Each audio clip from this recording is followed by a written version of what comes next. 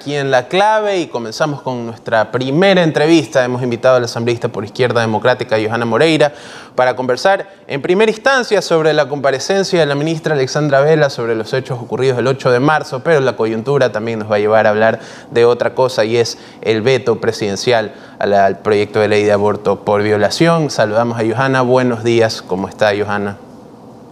Muy buenos días, Joan. ¿Qué tal? Mucho gusto. Gracias a La Clave por este espacio y la oportunidad de poder compartir con ustedes, y también envío un saludo a todos que nos están viendo y escuchando en este momento. Bueno, están relacionadas los dos temas de cualquier manera, ¿no? Lo ocurrido el 8 de marzo con la represión policial y lo demostrado ayer en el veto presidencial del presidente Lasso son dos caras de la misma moneda, por decirlo así, ¿no? Mientras las mujeres protestaban el 8 de marzo, se vieron ante una brutal represión policial y las protestas justamente tenían que ver con sus derechos sexuales y reproductivos, más que nada. ¿Qué opina usted sobre el veto? Bueno, el veto es lo que el presidente es en nuestro país. Lamentablemente piensa que sigue en su iglesia y que no está en Carondelet, que no es presidente de todos los ecuatorianos y ecuatorianas, sobre todo aquellas víctimas de violencia sexual, cuando en un país como el nuestro tenemos a 3.000 niñas dando a luz al año, y cuando somos el tercer país en Latinoamérica con mayores índices de embarazo adolescente, cuando nos violan y nos matan a diario en Ecuador, cuando el presidente recorta el presupuesto para erradicar la violencia de género y cuando coloca este veto a este proyecto de ley en el cual tuvo que sufrir grandes cambios, tuvimos que ceder y tuvimos que incluso incorporar plazos en los que no estábamos de acuerdo para lograr esos consensos necesarios en la Asamblea Nacional. Luego de una asamblea tan polarizada, que se haya puesto de acuerdo en los plazos que establecimos y que él incluso pretenda reducirlos a un mínimo, y que también significa un mínimo de dignidad, porque lo que te está diciendo es que si no tuviste la oportunidad de darte cuenta a tiempo, si no tuviste quizás el acceso a la educación o o a una condición socioeconómica en la que te permita incluso saber lo que es un embarazo, no podemos nosotros dejarla de un lado y condenarlas a seguir siendo madres. Pedirte requisitos como una denuncia, como una declaración juramentada, eso es atroz y eso atenta con la dignidad de nosotras. Es decirnos, no te creemos y tienes que pasar por un proceso engorroso, y que incluso no todas tienen la facilidad ni siquiera la oportunidad de hacerlo porque son perseguidas por sus violadores. O una niña pedirle una declaración juramentada es un acto inhumano y son barreras ilimitantes que colocan el proyecto de ley. Eso da a notar nuevamente que las mujeres en nuestro país y sobre todo las víctimas de violencia sexual estamos fuera del debate y fuera del radar del presidente, que ni siquiera conoce las realidades que vivimos y sobre todo esos escenarios de abuso y de violencia sexual que vivimos dentro de nuestros hogares, y que quiere seguir forzando maternidades o seguir forzándonos ir a la clandestinidad o por esos métodos caseros de introducirse objetos por la vagina para inducirse un aborto. Eso es lo que está buscando y eso es lo que al final tendrá con este veto de la ley. Bueno, y justamente el argumento del presidente era unificar, digamos, por condiciones bajo una especie de igualdad, entre comillas, porque evidentemente no es igual el acceso a salud que puede tener una mujer o una niña en la zona rural que una mujer o una niña en una zona urbana, por decirlo así. Entonces sí queda como que nos damos cuenta más o menos de que el gobierno probablemente está desconectado de la realidad de sus mandantes, ¿no? Y esto se relaciona a lo siguiente, que era el tema original, y es lo que ocurrió el 8 de marzo. Digamos, la respuesta policial, que parecía un poco desmesurada, provocó obviamente críticas por parte de la sociedad civil a la ministra Vela. Quiero saber qué espera usted de esta comparecencia y si tiene alguna opinión sobre la ministra Vela. Bueno, la ministra Vela no ha actuado jamás, ni en el tema de la inseguridad en las calles, ni en el tema de la inseguridad de las cárceles, ni en el tema político, de coyuntura política en nuestro país. Y lo que nosotros también veíamos es que luego de que se colocan o que se otorgan estas amnistías en la Asamblea Nacional, y él estaba prácticamente rechazando el derecho que tenemos a la protesta, y lo mostraba con lo que había hecho días atrás en el 8 de marzo, cuando usaron a la policía, usaron esta acción de extralimitada de actuar contra mujeres que estaban solicitando derechos y peleando por sus derechos y saliendo a las calles de forma pacífica, porque esa fue la marcha que se hizo el 8 de marzo. Y aún así, recibir esta represión por parte de la policía y que la ministra del gobierno tiene que responder, nos da ese hilo de decir que no le importan las mujeres, no les importan nuestros derechos, ni siquiera reconoce el derecho a la protesta que tenemos y de marchar de forma pacífica por las calles de nuestro país, y que si lo hacemos vamos a recibir toda la fuerza policial.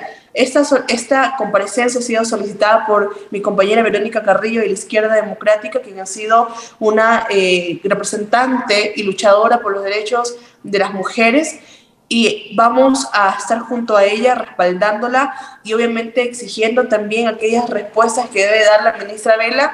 No espero mucho de su actuar, lamentablemente ha sido muy vaga en sus respuestas siempre y en sus comparecencias, incluso en el tema del Consejo de Participación Ciudadana, cuando ahí sí, por Hernán Ulloa le llevó a la policía a respaldarlo y a cuidarlo, pero nosotras en las calles nos llevan a la policía para reprimirnos y para prácticamente sufrir este abuso por parte de la Policía Nacional.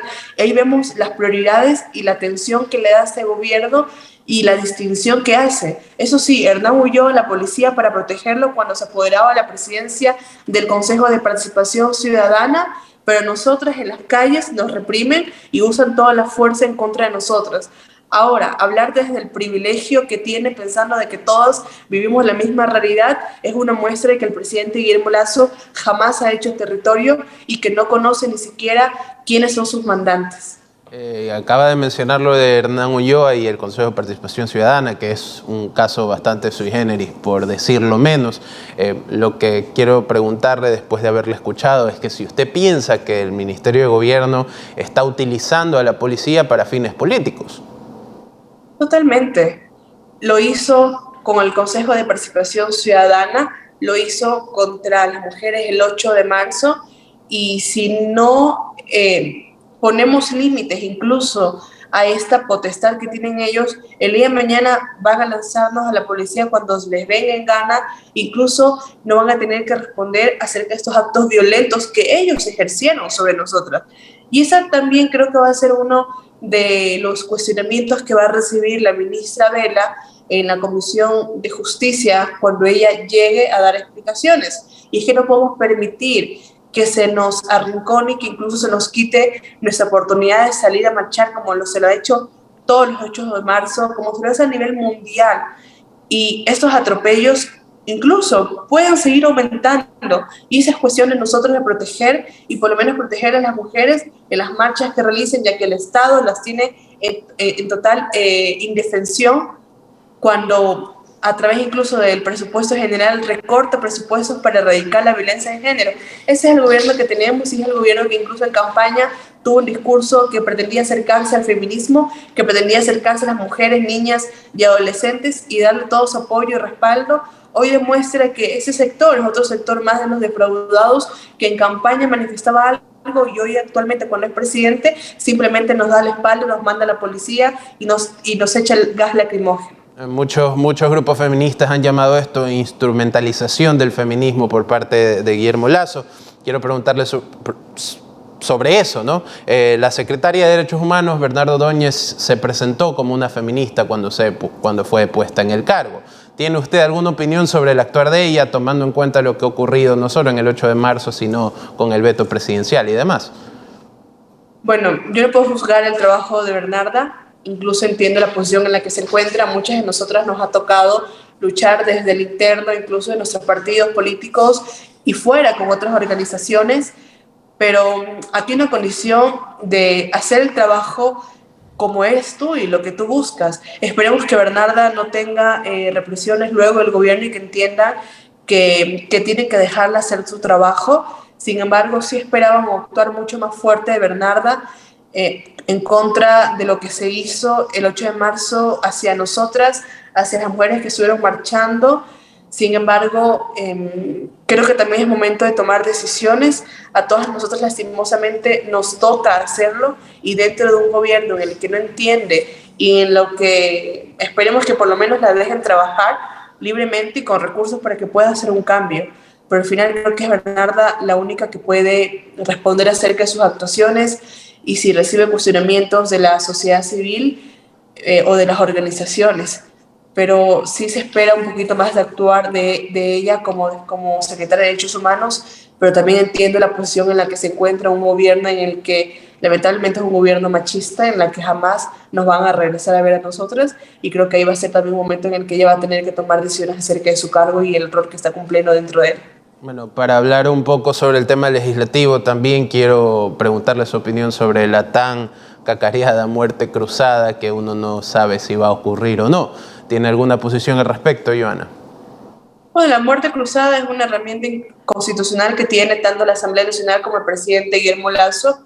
El presidente Guillermo Lasso, cada vez que ingresa una ley económica urgente, amenaza con muerte cruzada, y que los asambleístas no podemos legislar bajo coerción. Los asambleístas debemos trabajar siempre para las grandes mayorías de nuestro país. Esta ley de inversiones que fue ingresada es una ley privatizadora, en la cual vamos a tener que hacer muchos cambios, muchas observaciones, y esperemos que las mismas sean recogidas por la mesa de la comisión y puedan verse reflejadas en el informe para segundo debate.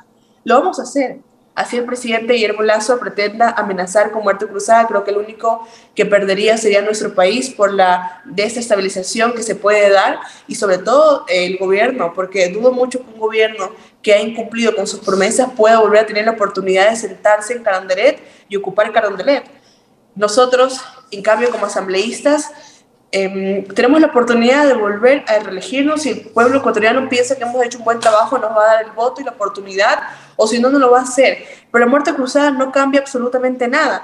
Cambia quizás rostros, pero lo que sí afecta es la estabilidad de un país en el que pretende tener estas medidas o estas políticas públicas de reactivación económica, de empleo, de garantización de derechos, que pretende tener una asamblea que pueda hacer ese contrapeso al gobierno. La asamblea no debe servir o no debe estar legislando a rodillas del presidente. Lo que debe hacer es ese contrapeso importante. Incluso cuando tenemos un gobierno de derecha con políticas públicas neoliberales, una institución que pueda fiscalizar, que pueda controlar, que pueda incluso solicitar esas comparecencias o esta información, es importante. Ese es el rol que debe jugar la Asamblea Nacional, y conectarse también obviamente con la ciudadanía. Pero si el presidente Guillermo Lasso pretende tener una asamblea sumisa, creo que no lo va a tener, y va a tener que lanzar muerte cruzada antes de que se siga desgastando esa imagen o que el pueblo ecuatoriano siga notando esos incumplimientos de campaña cuando prometían 100 minutos cambiar el país. Claro como el agua, ¿no? Necesita la asamblea conectarse con la ciudadanía. Te agradezco por tu tiempo, Johanna. Espero queda la invitación abierta para una siguiente ocasión. Gracias, Jan. Encantadísimo. Siempre es un placer, y cuando ustedes así lo soliciten, aquí estamos.